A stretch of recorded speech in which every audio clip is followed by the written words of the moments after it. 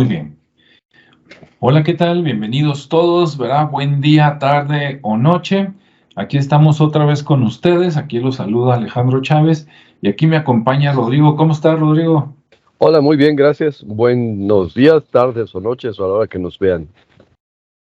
Muy bien, pues bueno, ahora les traemos otro tema. Hoy fue algo diferente.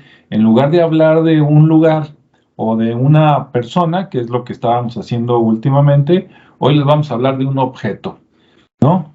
¿Y qué objeto es? Bueno, pues como últimamente estábamos en la época prehispánica, ¿verdad? O por ahí entre la prehispánica y cuando llegaron los españoles, se nos ocurrió escoger algún arma, ¿no? Una arma de aquel tiempo, prehispánica. Y bueno, por aquí Rodrigo tuvo una buena idea y dijo, ¿qué te parece si hablamos de él? Y déjenme ver si lo pronuncio bien. Macuahuitl o algo así, Rodrigo.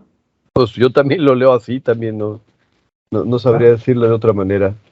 Entonces, bueno, pues antes de hablar de esta arma se las vamos a mostrar porque a lo mejor algunos ni siquiera han oído hablar de esta y menos ahí en Náhuatl, ¿no? Aunque algunas personas por ahí he visto en internet que le llaman la espada azteca, ¿no? Pero aunque pues sí es cierto porque se usaba relativamente, una de sus funciones era espada, pues es diferente porque es de madera y es con obsidiana, ¿no? Recordemos que cuando llegaron los españoles, aunque sí se conocían algunos metales, como el oro, la plata, creo que el cobre, no tenían, no habían, bueno, no sé si lo conocían, pero no trabajaban, digamos, el hierro, ¿no? Entonces, por esa razón no tenían armas así de metal duro. Bien, les voy a compartir pantalla para que vean cómo se ve el Macuahuitl. A lo mejor se pronuncia diferente, pero es como este que estamos viendo, ¿no? Por aquí tengo unas en el navegador, aquí está esta imagen está sacada les dejo la liga abajo, pero dice armas legendarias, ¿no? Macuahuitl, así se escribe supuestamente, de los aztecas. Y entonces, como ven ahí, algunos dicen que de lejos se ve como un palo de cricket, pero con obsidianas filosas a los lados, más o menos, ¿no? El mango, como ven ahí, terminaba en una argolla. Eso es interesante, los que yo he visto tienen argolla.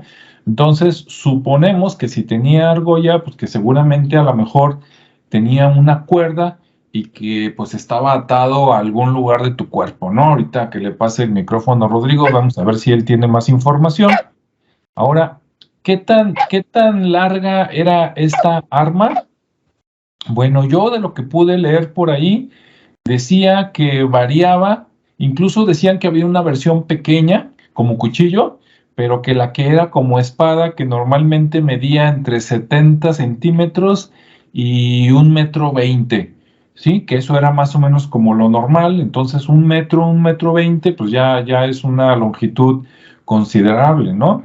A los lados, como ven, tenía unas fisuras donde metían estos como dientes de obsidiana, estas como navajas de obsidiana, y como saben ustedes, todos los que han tocado la obsidiana, pues si no tienes cuidado, te corta, tiene un filo muy agudo, y pues imagínate, ¿no? Tener este filo en esta herramienta. Me voy a ir a otra pestaña. Hubo un programa el programa, creo, de History Channel, tiene uno que se llama History Deadliest Weapons, como armas mortales, y entonces un capítulo se lo dedicaron precisamente a esta arma, ¿no? Al Macuahuitl. Por ahí ya ven que ponen el torso de una persona, que está relleno, algo parecido como gelatina para simular, digamos, el cuerpo, y a veces le meten un líquido como para que simule sangre. Y bueno, es muy interesante. También les voy a dejar la liga, aquí abajo para que vayan a visitar ese sitio. Y por último, está acá, tal vez lo conozcan, si este es un youtuber muy conocido, Diego Saúl Reina, por allá de Canadá, ¿verdad? Aunque nació en Chiapas, hizo el sueño, digamos, realidad de irse al norte, en este caso a Canadá. Por allá vive y viene seguido de vacaciones, Y entonces tiene ahí en la mano un macuahuitl que le hizo su hermano de Chiapas. De hecho, en su video prueba dos y los prueba por acá con el cadáver, aunque se oiga bonito, así como cuando vas a la carnicería, que ya te dan el animal sin la piel, sin la cabeza, ¿no? Nada más la carnita y los huesos, y ahí ves qué tanto corta y qué tanto daña, ¿no? Esta arma. Y bueno, viendo estos videos, sobre todo esto último, pues sí es un arma mortal, ¿no? De hecho hace unas heridas, claro, aclarando, todas las versiones que ahorita se están usando del macuahuitl, ninguna es original, porque desgraciadamente, después de que los españoles conquistaron a los aztecas, como que destruyeron esas armas, y dice en Wikipedia que el único original que quedaba por allá en algún lugar de España, pues que se perdió en un incendio, o lo perdieron, ¿verdad? Veto a saber, que se perdió más o menos en 1884. Entonces, no tenemos uno que digas así se hacían. Tal vez los descendientes, ¿verdad? La gente que habita el sureste de México, tal vez algunos sí sepan cómo hacerlos. ¿Qué tan apegados están a los que se usaban hace 500, 600 años? No lo sabemos, ¿no? Entonces, normalmente estos que vemos pues son versiones modernas basados en pinturas, códices y lo que quedó escrito por lo que dijeron los españoles, ¿no? Entonces no tenemos, así como por ejemplo, sí hay cuchillos de obsidiana, sí hay lanzas de obsidiana que podemos ver en muchos museos, no hay así un macuahuitl de que este es el original, o por lo menos que yo sepa, ¿no? Y entonces en las copias, si tú no haces bien esa hilera de obsidiana, aunque sea muy filosa, si no la dejas bien alineada, ¿y con qué lo pegaban? Lo pegaban con chicle. Recordamos que el chicle es americano, ¿verdad? No sé qué tanto mexicano, pero es americano del árbol del chicle. Entonces agarraban la obsidiana, que es un cristal volcánico, lo pulían, golpeas unas rocas para que queden filosas y luego lo metían en los surcos que tenía al lado este palo le metía en chicle, que sería como pegamento, y ya que se endurecía, pues ya quedaba listo para ir a dar catorrazos, o sea, golpes en la guerra, ¿no? Y sí era muy, muy mortal. Mi último comentario antes de pasarle aquí el micrófono a Rodrigo es que cuentan, según eso, creo que lo dijo Díaz Bernal o algo así, alguien de aquellos tiempos, dicen que queda la leyenda de que en un enfrentamiento entre los aztecas, los mexicas y los españoles, que con uno de estos grande, descabezaron un caballo, ¿sí? Que se les dejó ir un español con caballo y que pues ellos empezaron con cuchillos, digamos, de pedernal de obsidiana, ¿no? A picarle al caballo y que de repente salió un guerrero con el macuahuitl y que le llegó y rájale a la cabeza y que le quedó la cabeza colgando, ¿no? Entonces, si es cierto esa leyenda, que cuando ven el video acá de Diego Saúl Reina, pues sí se ve que sí podría ser. Entonces, imagínense, ¿no? El filo que tenía para poder hacer un corte de llegar a la vértebra, cortar la vértebra, y dejar por ahí colgando la cabeza de un caballo, ¿no? Bueno, eso dicen. Ahora sí, eso es lo que yo por ahí leí y vi, ¿no? ¿Tú qué nos cuentas, Rodrigo? ¿Qué es verdad, qué es mentira? No, bueno, obviamente, como dices tú, tenemos las versiones modernas, no hay mucho de dónde elegir, pero sí los códices sí tienen representaciones de esta arma. Sí, efectivamente, fueron los españoles los que dijeron que eran espadas. O sea, obviamente, para ellos, la traducción del náhuatl de Macuahuitl es como un palo de mano. Y ¿cómo se llama? Situaciones que no cualquiera podía costearlo, igual que las espadas en Europa, no cualquiera podía costearlo y ni cualquiera le permitían traer uno de estos, porque implicaba cierto nivel de desempeño, cierto nivel de riqueza, cierto nivel ¿cómo se llama? De esfuerzo. Sí. Eh, la argolla que mencionas al final, como el remate del macuahuitl, sí traía una cuerda, normalmente una cuerda de iste, y se la amarraban a la mano, porque en el fragor de la batalla tú sabes que muchas veces los golpes en la mano o directamente en el arma son tan fuertes que se les desprendían. Entonces, bueno, si se va a dar por allá la espada o el macuahuitl y no tienes chance de correr por él, ya te destazaron, pues mejor traerlo ahí colgado y ya desde ahí lo puedes recuperar tú, ¿no? Sí, La primera que mostraste está bonita, pero las obsidianas están gruesas, no están afiladas. sí. Normalmente las obsidianas las pulían, formaban lajas de obsidiana a partir de un palo endurecido en el fuego, o en algunas ocasiones se encontraron puntas de cobre. Efectivamente, en el tiempo prehispánico por acá sí conocían el manejo del cobre, del oro, de la plata, pero ninguno de los tres tiene la dureza suficiente como para enfrentar las armas de hierro. Por lo tanto, pues seguía siendo más viable el manejo de la madera y este tipo de macuahuitl.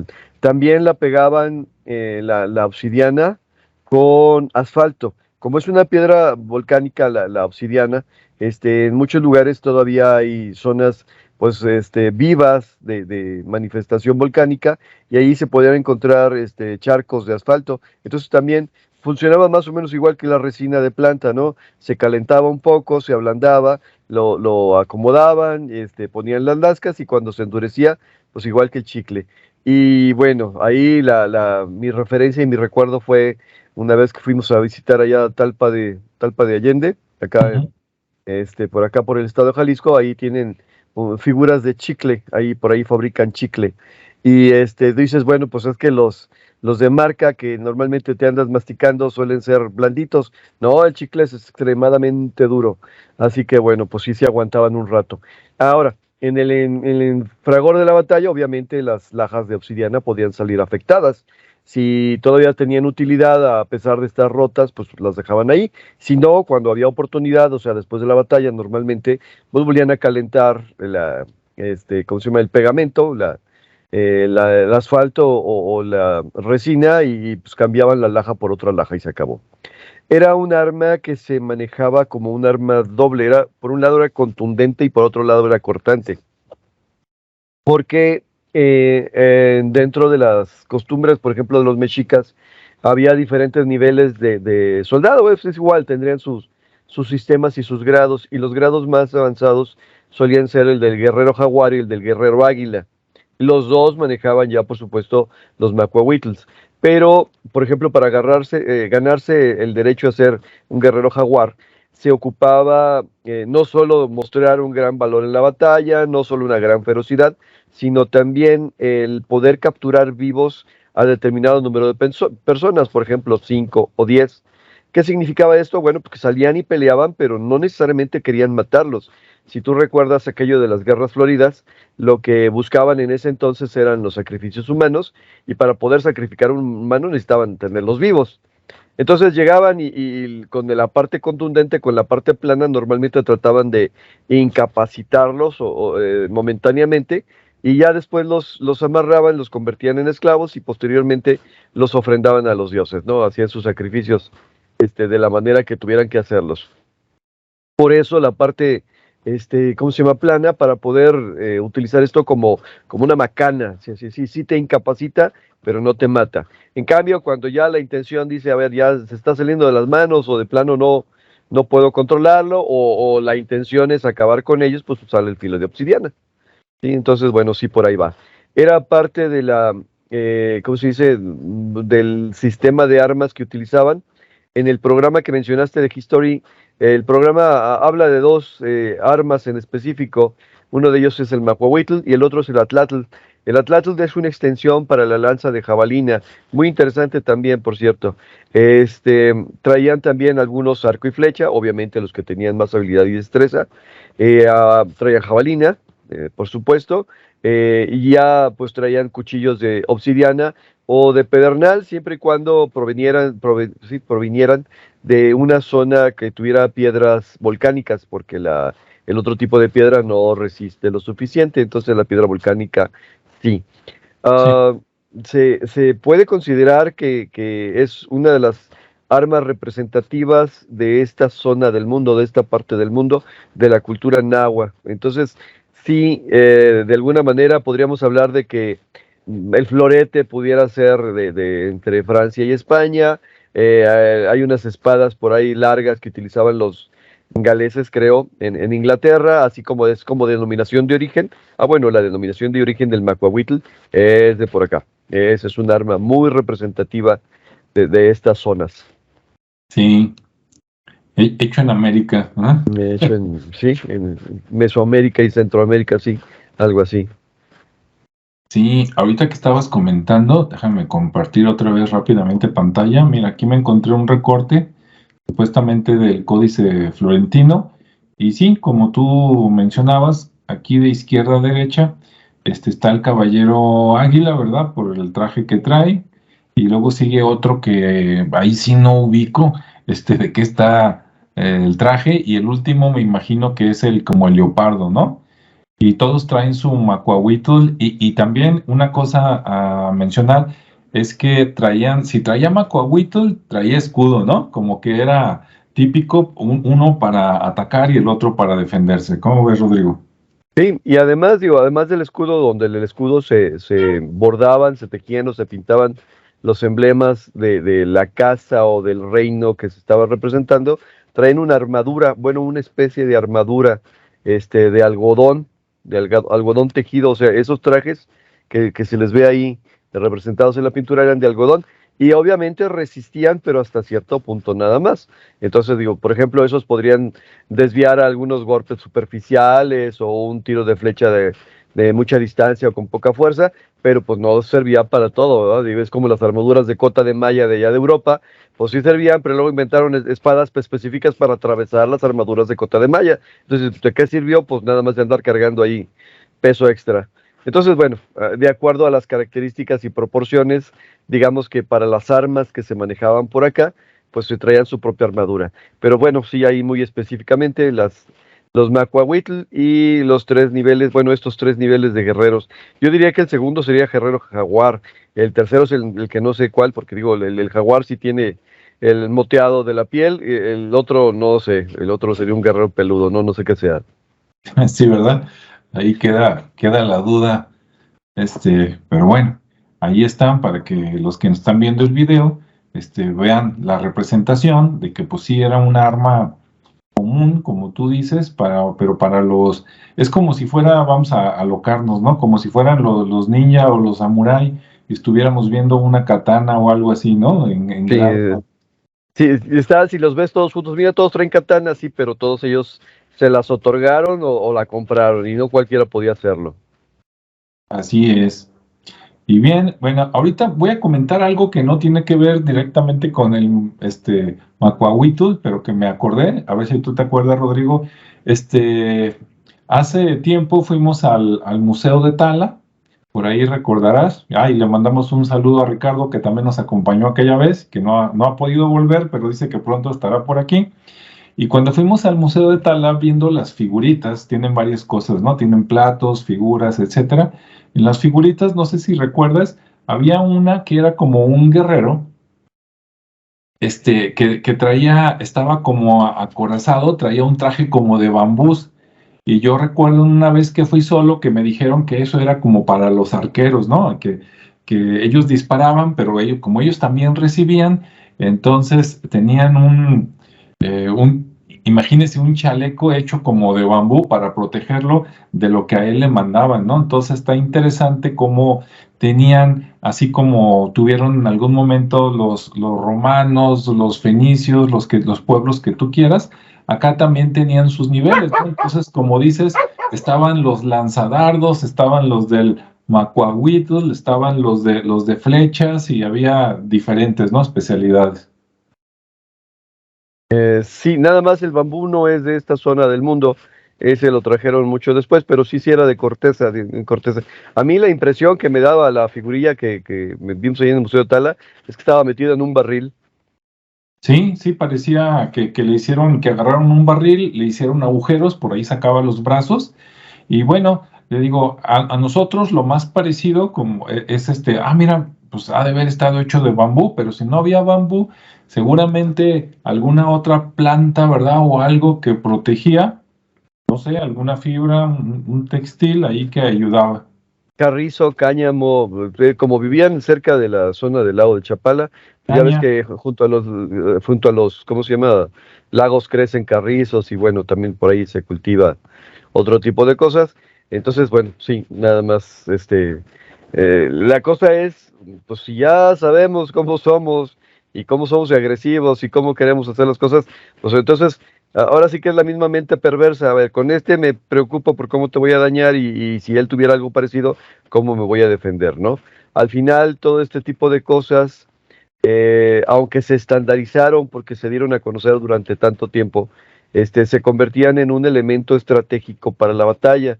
Entonces tú decías, a ver, yo tengo 5,000 soldados, pero de esos 5,000 soldados solamente 200 traen el Macuahuitl, pues entonces tienes un cierto nivel de entrada, los demás traían lanzas, los demás traían jabalinas, los demás traían arco, flecha, cuchillos, pero no cualquiera podía. Y entonces el otro podría tener solamente 1,000 soldados, pero si los 1,000 soldados traían Macuahuitl, seguía siendo una ventaja estratégica el uso del arma, sí. que fue parte de lo que pasó con los españoles, ¿no? Que traían un nivel de armas diferente y que de alguna manera, pues todos los elementos que tenían para defenderse no eran suficientes para la potencia de fuego, pues, de alguna manera de los arcabuces españoles.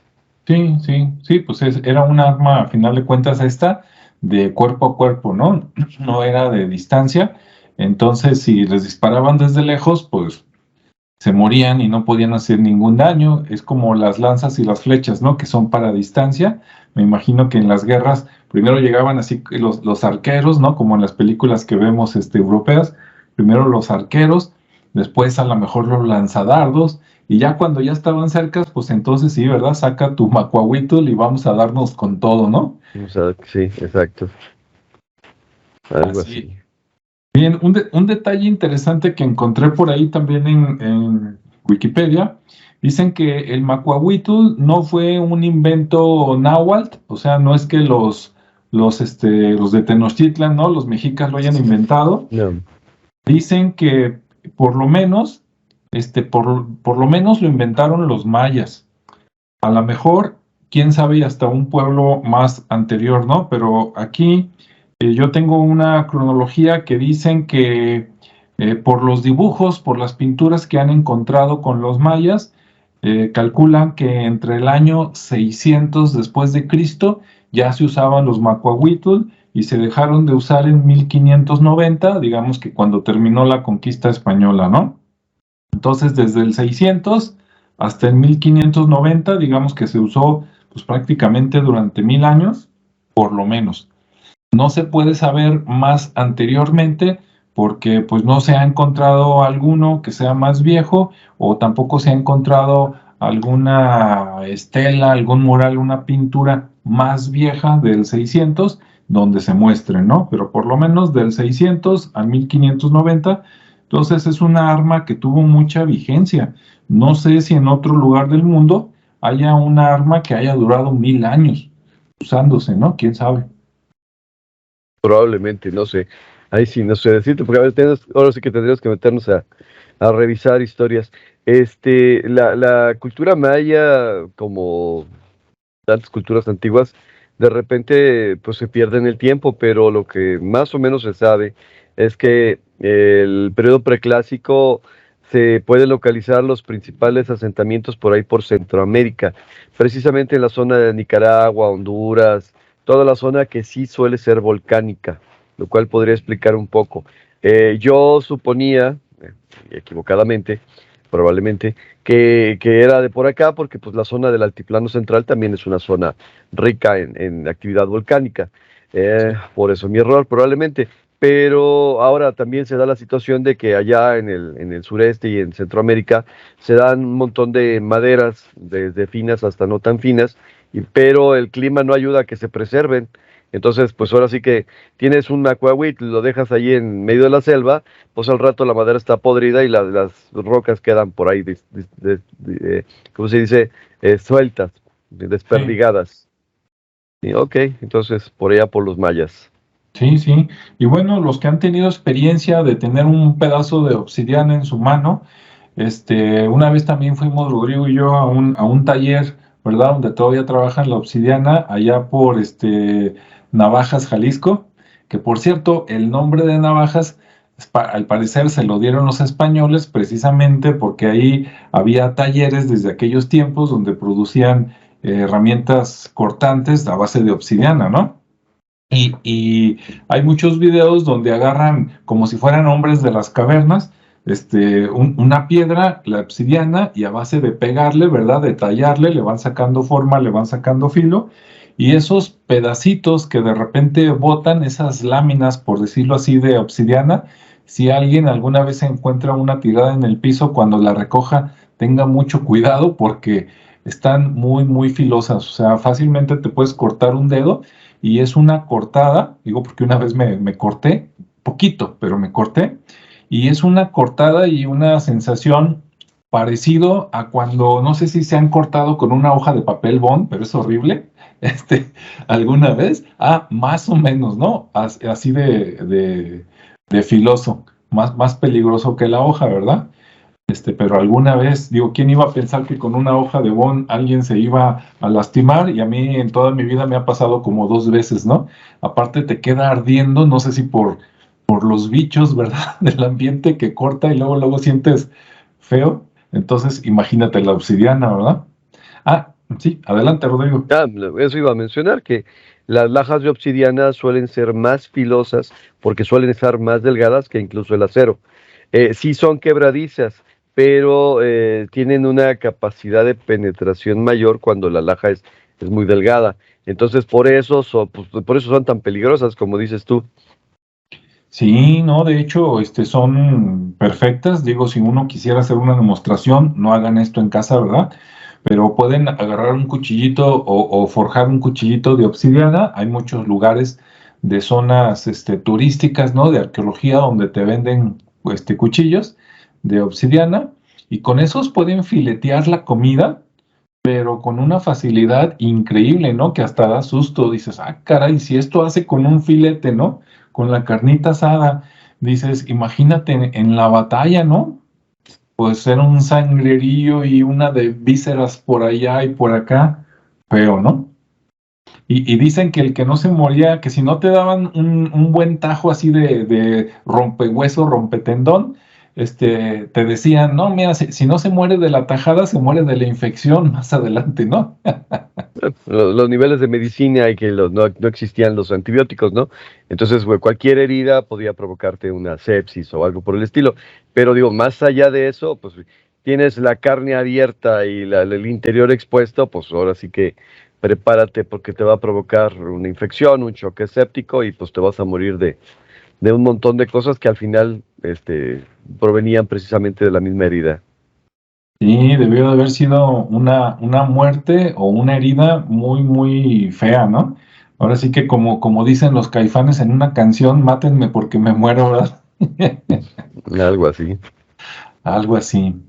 Bien, bueno, pues si alguien de los que nos está viendo tiene más información, a lo mejor trabajas en un taller de obsidiana o en un museo y a lo mejor ahí sí tienen alguno original o una buena réplica y quieres aportar algo, pues nosotros encantados, ¿no? De que pongas algún comentario y nos complementen lo que hablamos aquí. Sí, no sé, Rodrigo, si tengas algo así como para despedirnos. No, y básicamente digo, igual que los cuchillos de obsidiana pues, eran tan buenos y tan eficientes que pues, eran precisamente pensados para los sacrificios humanos. Entonces era una doble función, la función ritual y la función utilitaria, ¿no? El macuahuitl vendría a ser ya nada más la especialización del mismo tipo de hojas. Así es. Bien, bueno, pues entonces hasta aquí dejamos los comentarios. Esperemos que les haya gustado el tema de hoy. Y bueno, pues esperamos sus comentarios y nos vemos y escuchamos pues en el siguiente video, ¿verdad? Hasta luego, Rodrigo, hasta luego todos. Hasta luego, buenos días, tardes, noches. Que aquí Así son es. noches.